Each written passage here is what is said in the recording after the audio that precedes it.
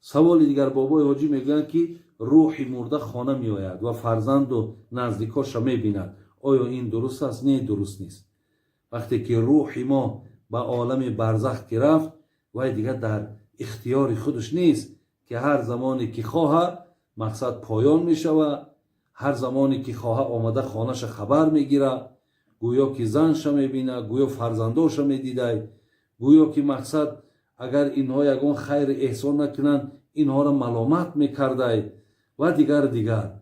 لیکن اینها یگان اساس ندارند.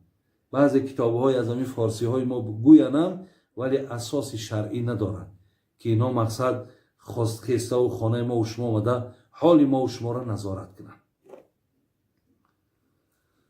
سوال دیگر، من زن هستم، در روسیه یک زنی تاجیک همسایه داریم که میگوید تاجیکای ما فتوای دروغ میتن. در قرآن آمده است که یک طلاق هم 3 طلاق می شود، 3 طلاق هم 1 طلاق. کسی 3 طلاق شده است میتونه نکاح کند. در عربستان همین خیل میکنند. این تا کجا حقیقت دارد؟ التماس گویی. اکو برادران و خواهرای عزیز، امروز انا بسیاری از نفرها مفتی شدگی‌اند. یعنی به معنایی که در مسئله فتوا اینقدر مقصد بی‌پرواهند. یک چیز شما دانید که من افتا بغیر علم کان اثمه علی من افتا. پیامبر میگه کسی اگر فتوای نادرست دهد ضرر فتوا بر جان او است. برای همین از دادن فتوا بسیار احتیاط کنین. من قرآن خواندم، در قرآن 3 طلاق 1 طلاق، 1 طلاق 3 طلاق، بالکل این خطا است.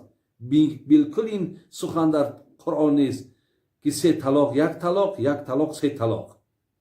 این خیلی نیست. برای هر کسی که یک کسی 1 طلاق 1 طلاق می شود، 2 طلاق 2 طلاق می شود، 3 طلاق 3 طلاق می شود. هر عددی را که به زبان بردی همون 3 طلاق گفتی 3 طلاق می شود. در عربستان، در پاکستان، در قورستان، در کجای چیزی هست نیست. برای ما این دولت ها دلیل و حجت نیست. برای ما حجت سخن قرآن، سخن پیامبر نازنین، قول مجتهدان که مجتهدای ما مقصد چگونه معنا کردن این سخنها را. از این لحاظ هر کس از پیش خود فتوا نتید. این سخنی کسی گفته است این سخن بالکل بی اساس است، جاهلانه است، خطا است. برای همین اگر طرف زن کسی میگه تو بر من 1 طلاق 1 طلاق میشه، تو بر من 3 طلاق 3 طلاق میشه.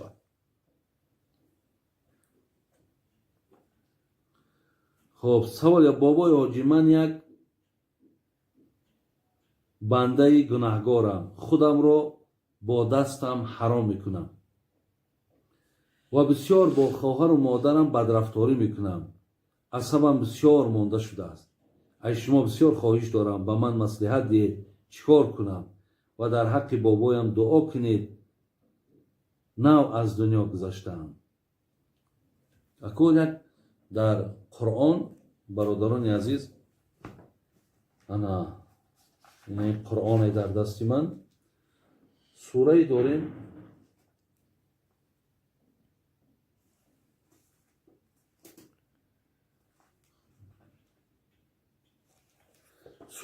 به نام مؤمنون. اینجا در این دادر ما گفته است که من به دست خودم حرام میکنم و همچنان رفتارهای خیلی زشت به مثال خواهر و نزدیکام دارم. الله در قرآن میگه قد افلح المؤمنون الذين هم في صلاتهم خاشعون والذين هم عن اللغو معرضون والذين هم للزكاة فاعلون والذین هم لفروجهم حافظون. صدق الله العظیم. 5 آیت اول این سوره مؤمنون برادران عزیز، الله مهربان میگه کدام مؤمن ها نجات مییابند. یکم، کسی نماز را از روی با خشوع میخواند، با تضرع میخواند، نماز به خاطر خدا میخواند. این نماز میخواند از الله میترسد. 1 2 والذین هم عن اللغو معرضون. مؤمن های پیش خداوند نجات میابند که از هر یک نشست هایی که بیهوده است بی معنی هست خودشون وقت کنار میگیرن. 3. والذین هم للزکات فاعلون. خدا میگن مؤمن های نجات میابند که اونها از مالهاشون زکات میدهند. 4. والذین هم لفروجهم حافظون. الله مهربان گفت مؤمن های نجات میابند که فرج هاشون حفظ میکنن. فرج برای همون آلت های بگیم جنسی که خامرد باشه خود کدامش که اگر خداشون هم مثل که این برادری ما سوال کردن با دستاشون خودشون حرام میکنن، وقتی اگر به همین کار دست نزدی الله در سوره مؤمنون گفت تو از زمره مؤمن های نجات یافته ای. برای همین خواهر باشد خواه دادر باشد این کار برادران عزیز شما نکنید. این کار در شریعت حرامه. این کار در شریعت درست نیست. برای همین ولی در جناب ذهبی آورده است در کتاب کبایرش میگد که شمس الدین ذهبی میگد روز قیامت کسانی که اگر با دستهاشون در دنیا خداشون همیشه حرام کردن، دستهاشون رنگی زنهایی که شکمبهاشون حامله‌دار میشوند و مقصد شکمهاشون کلان میشود، دستهای اینها هم رنگ همون شکمی زنها میشود که مردم در همون میدان محشر میشناسنشون که اینها مرد زنی بود که در دنیا به همین کار مبتلا بوده است. یعنی در چشم خلایق الکی الله مهربان شرمندت میکنن. برای این کار زیشته، این کار هیچ وقت نکنید. و اکو معامله نادرسته که داری دادری عزیز این در دست خودته. البته همیشه حرکت کن. هیچ وقت نباش ای زمره برادری که در خانه است خفه باشن، ای تو ملال باشن. کاری کن که در خانه دوستت بدارن، احترامت کنن، به قدرت برسن. همین برادرای عزیز یا خواهر همین زبانی حقارت کننده یا آزار دهنده را کی ندارد؟ آیا این کاری مشکله؟ این کار مشکل نیست. ولی رای بهبود خوب شمیه که ما با فرزندامون، با خواهرامون، با اولادامون همیشه معامله خوب کنیم. هیچ وقت مقصد سخن قبیح و زشت نگوییم. انشاءالله این است خواهرها و برادرای عزیز رای حل این مسئله. سلام علیکم و رحمت الله. برادرایی که در شهر ایرکوتسک هستند بار میبره ماشین به نزدیکی میروند. برادرها از شهر ایرکوتسک به دوشنبه وحدت. برادرها نمره در روی اکران ادرسو ژیل کنه سکلاد نهم. برادرایی که در شهر ایرکوتسک هستند حتما زنگ بزنید. سوال دیگر، شخص به نماز را به ایمان گویم گناه است؟ یعنی یک آدم نماز نمیخواند، آیا همون را از روی گویم نظر دین مان یا عقیده اهل سنت آیا همون را میشود که بگیم این آدم بی ایمانه، این آدم کافره؟ آیا همین خیال در نسبت به نماز ما حق داریم بگیم؟ برادرای عزیز و گرامی، اولا که ما حق نداریم. نمیتونیم که آدم بی نماز بی ایمان بگیم یا کافر بگیم.